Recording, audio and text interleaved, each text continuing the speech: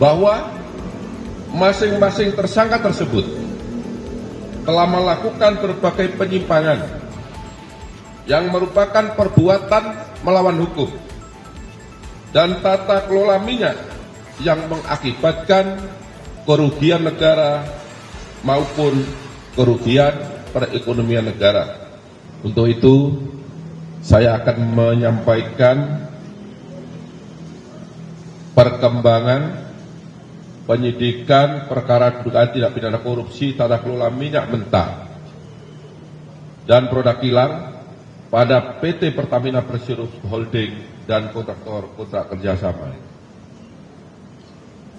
Pada hari ini, Kamis 10 Juli 2025, disampaikan perkembangan penanganan perkara dimaksud, yaitu perkara dugaan tindak pidana korupsi dalam tata kelola minyak mentah dan produk kilang pada PT Pertamina Persero Holding dan kontraktor kontrak kerjasama tahun 2018 sampai dengan tahun 2023. Dari hasil penyidikan yang dilakukan secara maraton dengan jumlah saksi sebagaimana yang telah disampaikan oleh Pak Kabid Penkum, tim penyidik menyimpulkan telah diperoleh alat bukti yang cukup untuk menetapkan sebanyak 9 tersangka. Adapun ke-9 tersangka tersebut dapat saya sampaikan sebagai berikut. Yang pertama, tersangka AN selaku Vice President Suplai dan Distribusi Kantor Pusat PT Pertamina tahun 2011 sampai dengan tahun 2015. Yang kedua, tersangka HB selaku Direktur Pemasaran dan Niaga PT Pertamina pada tahun 2014. Yang ketiga, tersangka TN selaku VP Integrated Supply Chain tahun 2017 sampai dengan tahun 2018. Kemudian tersangka DS selaku VP Crude and Product Trading ISC Kantor Pusat PT Pertamina Persero yang menjabat sejak tahun 2019 sampai dengan 2020.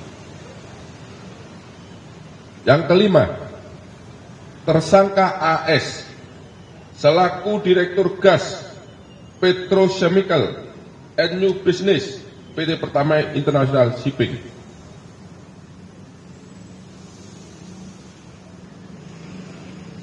Kemudian yang keenam, tersangka HW selaku mantan SVP Integrated Supply Chain tahun 2018 sampai dengan tahun 2020.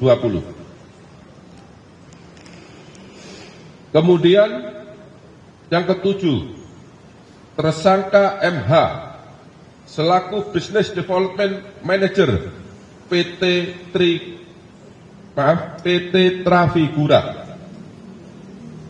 yang menjabat tahun 2019 sampai dengan tahun 2021. Kedelapan, tersangka IP selaku Business Development Manager PT Mahameru Kencana Abadi. Kesembilan, tersangka MRC selaku Beneficial Owner PT Tangki Merak dan PT Orbit Terminal Merak. Untuk para pejabat di PT Pertamina, sebagaimana yang saya sebutkan tadi, karena yang bersangkutan beberapa kali menjabat di tempat yang berbeda, maka tidak saya sebutkan jabatannya satu persatu.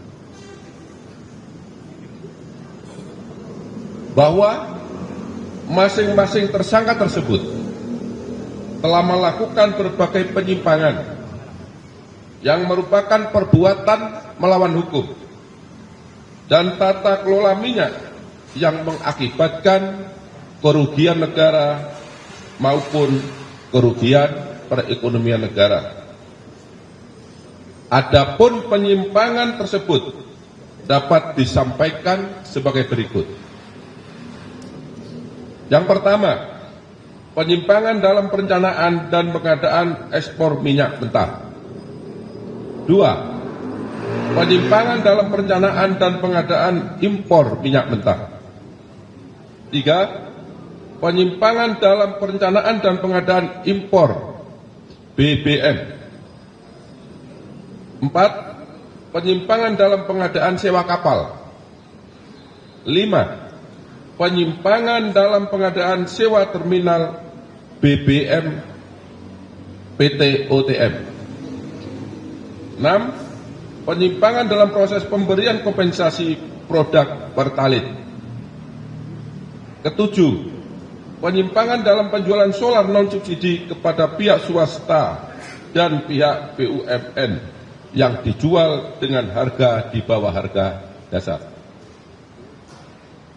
Adapun peran masing-masing tersangka dalam melakukan perbuatan melawan hukum yang mengakibatkan kerugian keuangan negara dan kerugian perekonomian negara dapat disampaikan sebagai berikut.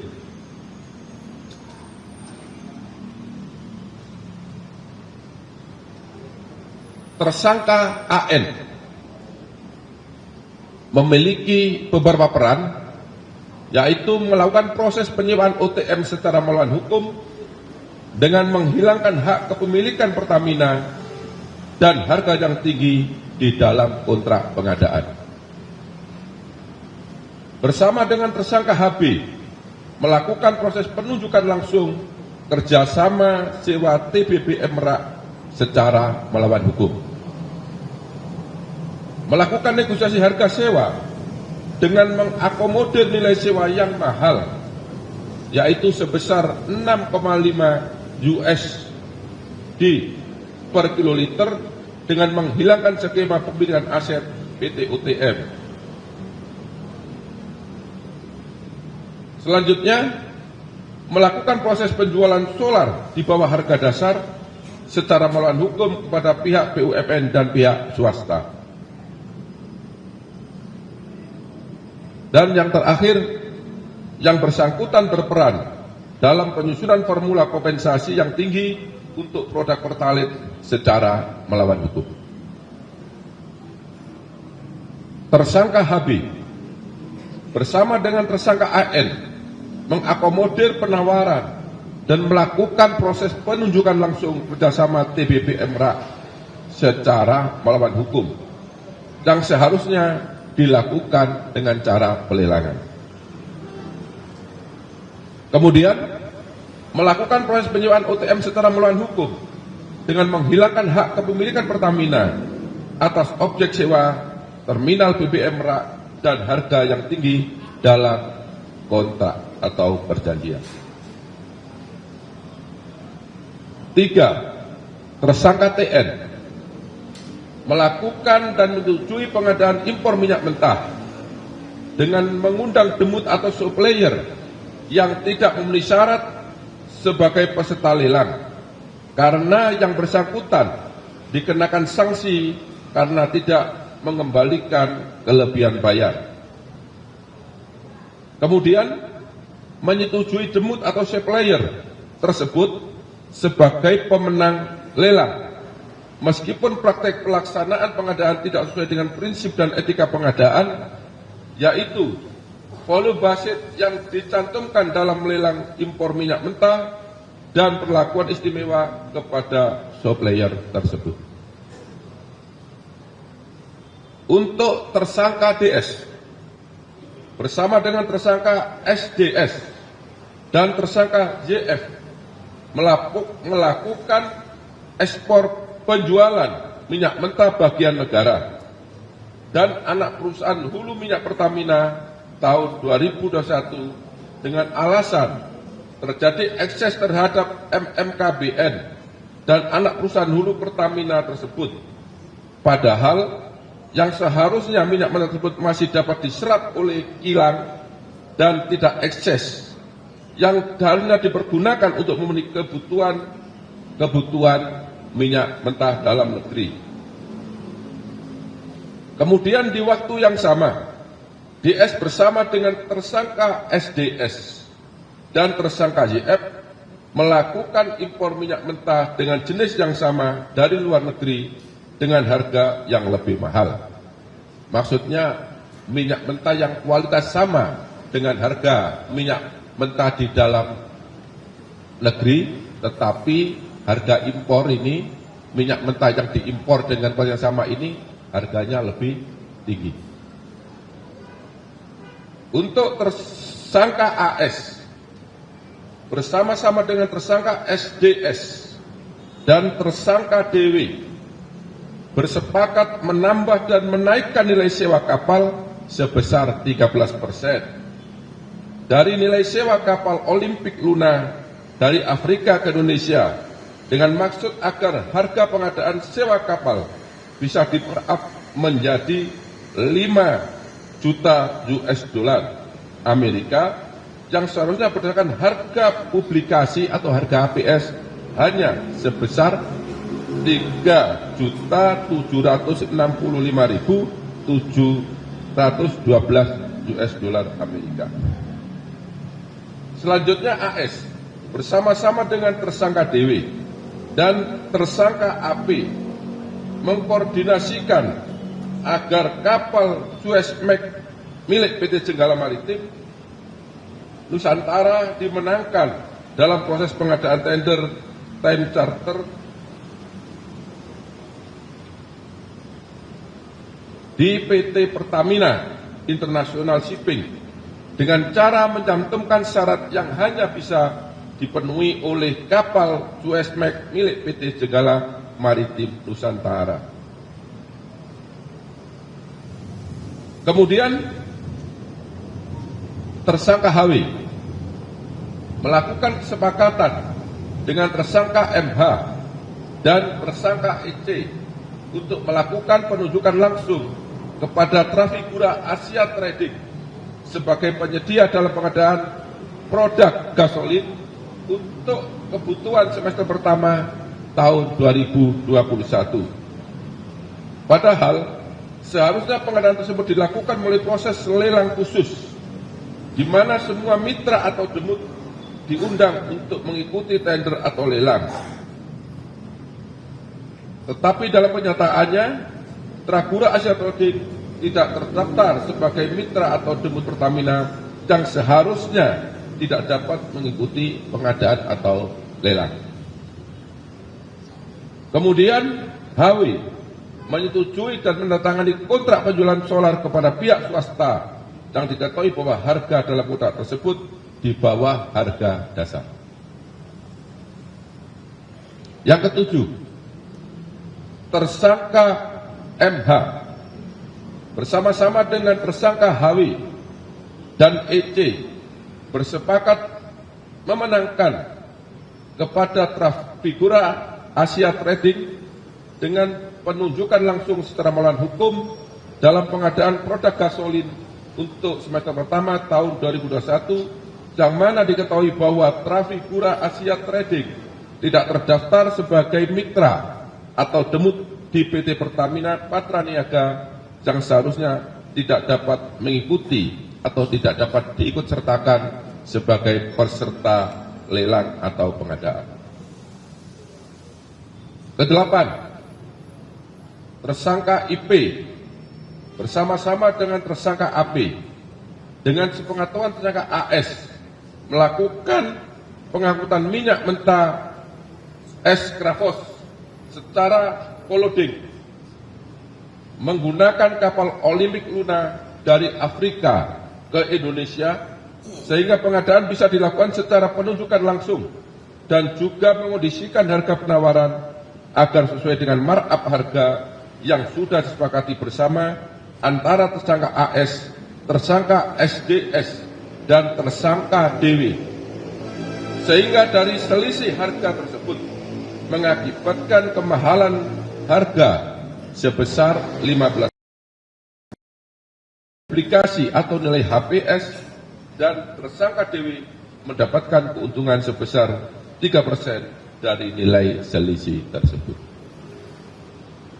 Kemudian yang terakhir, tersangka MRC melakukan perbuatan secara bersama-sama dengan tersangka HB, tersangka AN, dan tersangka GRJ secara melawan hukum untuk terminal BBM Tangki Merak dengan melakukan intervensi kebijakan tata kelola PT Pertamina berupa memasukkan rencana kerjasama penyewaan terminal BBM Merak yang pada saat itu PT Pertamina belum memerlukan tambahan penyimpanan stok BBM. Kemudian menghilangkan skema kepemilikan aset terminal BBM Merak dalam kontrak kerjasama serta menetapkan harga kontrak yang sangat tinggi. Para teman-teman wartawan yang saya hormati, ini tadi sebagian perbuatan material yang dilakukan oleh para tersangka, tetapi belum saya seluruhnya kita sampaikan di sini karena sangat banyaknya perbuatan-perbuatan yang dilakukan oleh para tersangka tersebut. Perbuatan para tersangka sebagaimana tersebut di atas bertentangan dengan 1. Undang-Undang Nomor 22 Tahun 2001 tentang minyak dan gas bumi. Yang kedua, Undang-Undang Nomor 30 Tahun 2007 tentang energi. Keempat, Undang-Undang Nomor 40 Tahun 2007 tentang persiaran terbatas. Kelima, Peraturan Pemerintah Nomor 36 Tahun 2004 sebagaimana diubah dengan Peraturan Pemerintah Nomor 30 Tahun 2009 tentang kegiatan usaha hilir minyak dan gas bumi.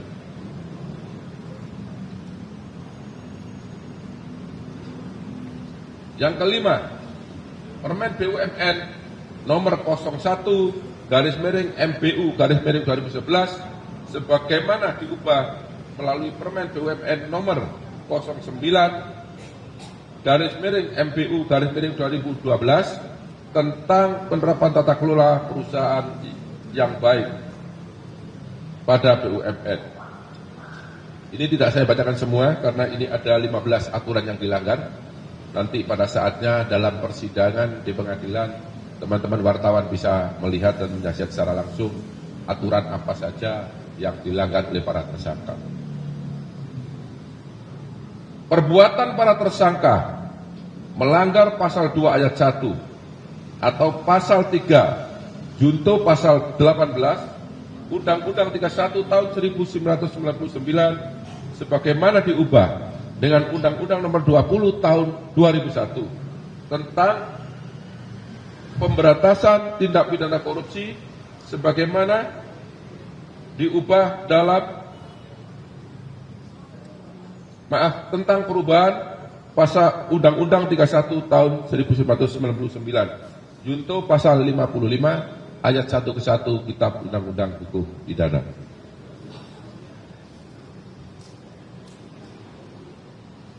Selanjutnya, setelah dilakukan pemeriksaan kesehatan, para tersangka dinyatakan sehat baik jasmani maupun rohani, dan selanjutnya tim penyidik melakukan penahanan terhadap 9 tersangka tersebut untuk 20 hari ke depan.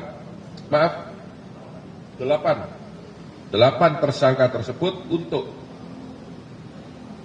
20 hari ke depan terhitung mulai tanggal 10 Juli 2025 hari ini. Berdasarkan surat perintah penahanan nomor 41 tahun 2025, nomor 42 tahun 2025, kemudian untuk tersangka TN nomor 37 tahun 2025, untuk tersangka DS berdasarkan surat perintah nomor 36 tahun 2025, untuk tersangka AS berdasarkan Sprint nomor 40 tahun 2025, kemudian untuk tersangka HW berdasarkan surat perintah nomor 35 tahun 2025, kemudian untuk tersangka MH berdasarkan surat perintah nomor 38 tahun 2025, dan yang terakhir untuk tersangka IP berdasarkan surat perintah nomor 39 tahun 2025.